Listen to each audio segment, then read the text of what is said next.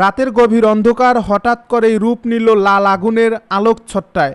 আকাশ চিরে ধেয়ে আসা জ্বলন্ত আগুনের গোলাগুলো প্রথম দেখে উল্কাপিণ্ড মনে হলেও দ্রুত স্পষ্ট হয়ে যায় সেগুলো ছিল ইরানের ছোড়া ব্যালিস্টিক ক্ষেপণাস্ত্র।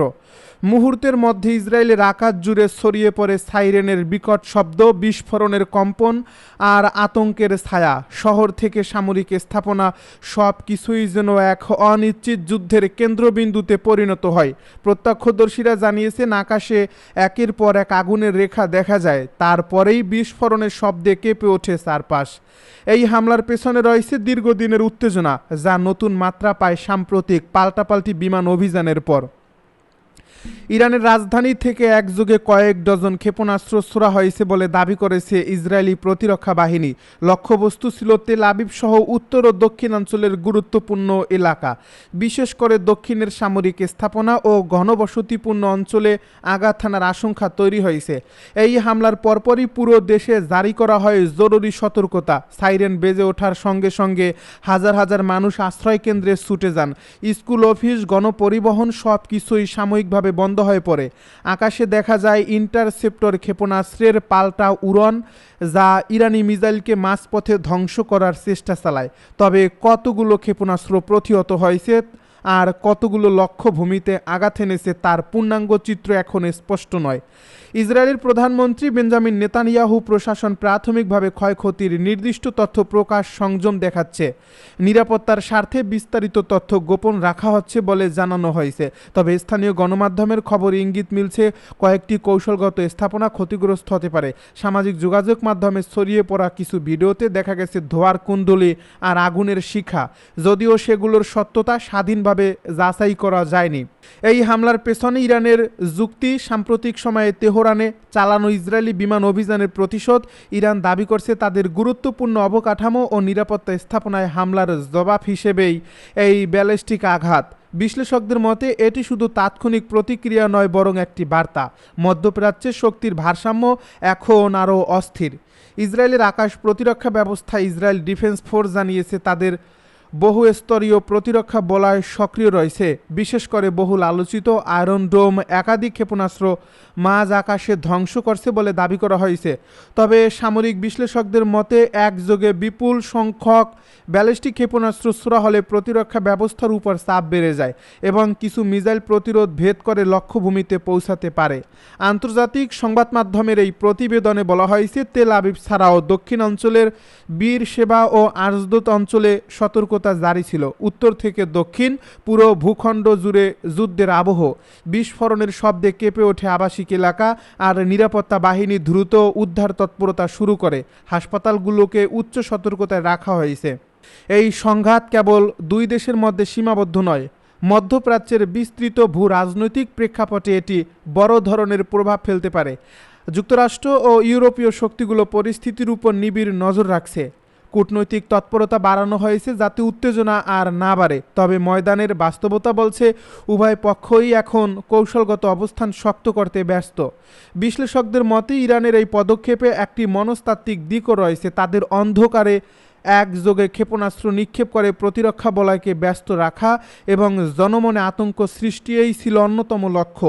একই সঙ্গে নিজেদের সামরিক সক্ষমতার প্রদর্শনও এই হামলার মাধ্যমে তুলে ধরতে চেয়েছে তেহরান। ইসরায়েলি প্রশাসন জানিয়েছে তারা প্রয়োজনে আরও কঠোর জবাব দেবে, তবে সেই জবাব কেমন হবে, কখন হবে তা স্পষ্ট করা হয়নি। সামরিক বিশ্লেষকদের ধারণা পাল্টা বিমান হামলা কিংবা সাইবার অভিযানের সম্ভাবনাও উড়িয়ে দেওয়া যায় না। পাকিস্তানিদের উপর মার্কিন সেনাদের গুলি, নিহত 10। পাকিস্তানের করাচিতে অবস্থিত যুক্তরাষ্ট্রের কনসুলেটের সামনে বিক্ষুব্ধ জনতার বিক্ষোভ ও হামলার সময় মার্কিন মেরিন সেনা সদস্যরা বিক্ষোভকারীদের লক্ষ্য করে গুলি চালিয়েছেন। সোমবার দুই মার্কিন কর্মকর্তা রয়টার্সকে এ তথ্য জানান। যদিও কূটনৈতিক স্থাপনায় এ ধরনের শক্তি প্রয়োগকে বিরল ঘটনা হিসেবে দেখা হচ্ছে, যার কারণে দেশটিতে চলমান উত্তেজনা আরও বেড়ে যেতে পারে। বার্তা সংস্থাগুলোর খবরে বলা হয় রোববার বিক্ষোভকারীরা কনসুলেট প্রাঙ্গণের বাইরের দেওয়াল ভেঙে ভেতরে ঢুকে পড়লে সংঘর্ষ শুরু হয়। ওই ঘটনায় অন্তত 10 জন নিহত হয়েছেন। ইরানের সর্বোচ্চ নেতা আয়াতুল্লাহ আলী খামেনি নিহত হওয়ার খবরে পাকিস্তান জুড়ে বিক্ষোভ ছড়িয়ে পড়ে।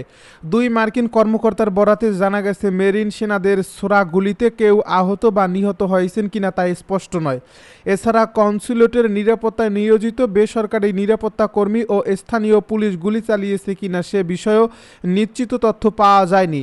সিন্ধু প্রদেশ সরকারের মুখপাত্র সুখদেব আশার দাস হেমনানি বলেছেন, নিরাপত্তা বাহিনীর সদস্যরা গুলি চালিয়েছিল, তবে নিরাপত্তা বাহিনীর সদস্য বলতে কোন বাহিনীর সদস্য তা তিনি উল্লেখ করেননি। সাধারণত যুক্তরাষ্ট্রের কূটনৈতিক মিশনগুলোর দৈনন্দিন নিরাপত্তার দায়িত্ব বেসরকারি ঠিকাদার ও স্থানীয় বাহিনী পালন করে থাকে, তবে এ ঘটনায় মেরিন সেনাদের সম্পৃক্ততা পরিস্থিতির ভয়াবহতা তুলে ধরছে বলে জানা যাচ্ছে। পাকিস্তান ইরানের পর বিশ্বের দ্বিতীয় বৃহত্তম শিয়া সম্প্রদায়ের আবাসস্থল। সোমবার দেশজুড়ে বড় সমাবেশ নিষিদ্ধ ঘোষণা করেছে সরকার। ইরান ইস্যুতে ছড়িয়ে পড়া বিক্ষোভে দেশব্যাপী 26 জন নিহত হয়েছেন বলে খবর পাওয়া গেছে। রোববার কনসুলেটের বাইরে বিক্ষোভকারীরা আমেরিকা নিপাত যাক ও ইসরায়েল নিপাত যাক স্লোগান দেন। রয়টার্সের প্রতিবেদকরা গুলির শব্দ শুনছেন এবং আশপাশের রাস্তায় টিয়ার গ্যাস শেল নিক্ষেপের দৃশ্য দেখছেন বলে জানিয়েছেন। সামাজিক যোগাযোগ মাধ্যমে ছড়িয়ে পড়া ভিডিওতে অন্তত একজন বিক্ষোভকারীকে কনসুলেটের দিকে অস্ত্র তাক করে গুলি ছুড়তে দেখা গেছে বলেও দাবি করা হয়েছে।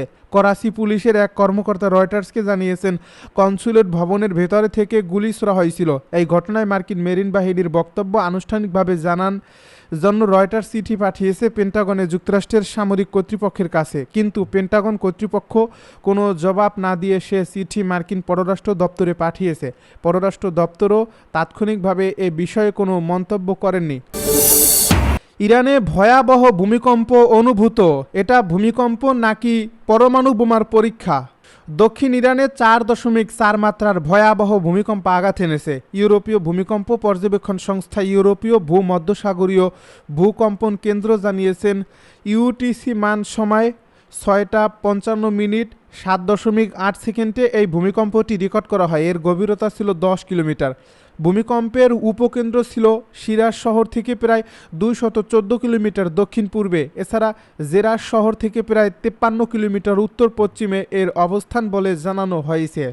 তাৎক্ষণিক তথ্য অনুযায়ী স্থানীয় সময় সকাল 10টা 25 মিনিটে এই কম্পনটি অনুভূত হয়। এ সময় দেশটির বিভিন্ন স্থানে মার্কিন ও ইসরায়েলের বিমান হামলা চলছিল। ভূমিকম্পে তাৎক্ষণিকভাবে ক্ষয়ক্ষতি বা হতাহতের কোনো খবর পাওয়া যায়নি। পরিস্থিতি পর্যবেক্ষণ করা হচ্ছে বলে জানাচ্ছেন স্থানীয় কর্তৃপক্ষ। ইসরায়েলের 3 সামরিক ঘাঁটিতে ব্যাপক হামলা হিজবুল্লাহর। লেবাননের সশস্ত্র গোষ্ঠী হিজবুল্লাহ মঙ্গলবার জানিয়েছে, লেবাননে তাদের শক্ত ঘাঁটিগুলো লক্ষ্য করে ইসরায়েলি হামলার জবাবে তারা ইসরায়েলের 3টি সামরিক ঘাঁটিতে আঘাত এনেছে। বাসিন্দাদের সরিয়ে নেওয়ার সতর্কবার্তা জারি করার পর ইসরায়েল ধারাবাহিক বিমান হামলা অব্যাহত রেখেছে, বিশেষ করে বৈরুতের দক্ষিণ উপশহর ও দেশের দক্ষিণাঞ্চলে। লেবাননের কর্তৃপক্ষ সোমবার জানিয়েছে, এই হামলায় ক্ষতিগ্রস্ত এলাকা থেকে প্রায় 29,000 মানুষ বাস্তুচ্যুত হয়েছে। ইসরায়েল মঙ্গলবার সকালে ঘোষণা করে তারা তেহরান ও বৈরুতে সমন্বিত হামলার নতুন দফা শুরু করছে।